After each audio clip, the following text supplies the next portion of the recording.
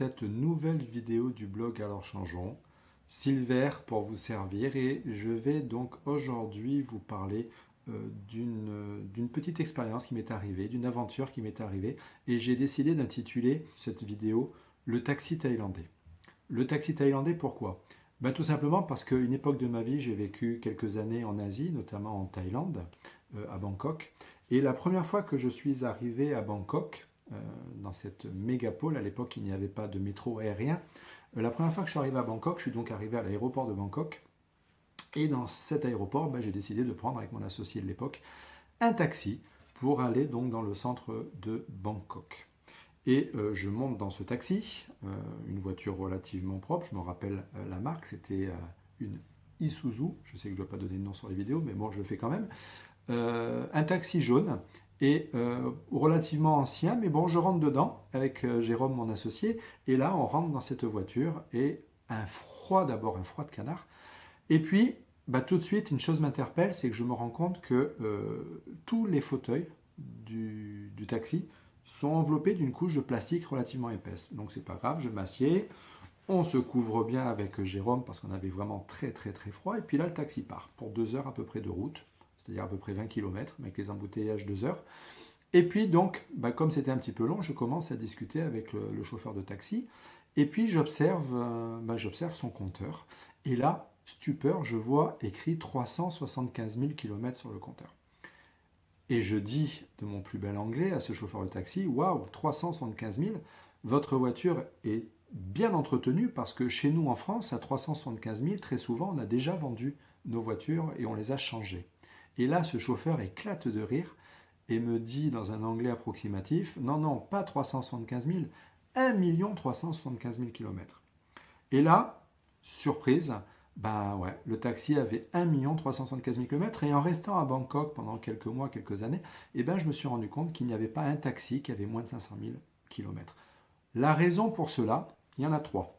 Première raison, c'est que les voitures là-bas en Thaïlande coûtent très très très très très cher. À peu près à l'époque, elles coûtaient 5 fois plus cher que ce que ne valait une voiture en France.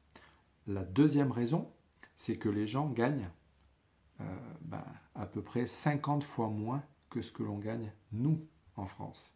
Donc, forcément, pour eux, acheter une voiture qui coûte très cher, c'est un énorme investissement. Et la troisième raison, c'est que s'ils n'ont pas leur taxi, ces gens sont à la rue. Là-bas en Thaïlande, c'est le choix, c'est soit chauffeur de taxi, soit boxeur thaï, soit moine.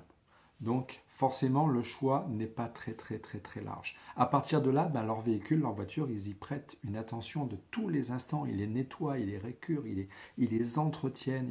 Enfin bref, c'est la prunelle de leurs yeux.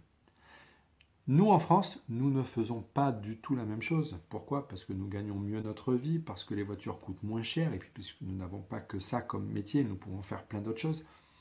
Résultat, nous ne portons pas attention à notre voiture. Le problème, et c'est une métaphore, vous l'avez compris, cette petite histoire qui est réelle, qui m'est arrivée, le problème, c'est que nous faisons avec nos corps comme nous faisons avec nos voitures. C'est-à-dire que nous n'y prêtons pas attention.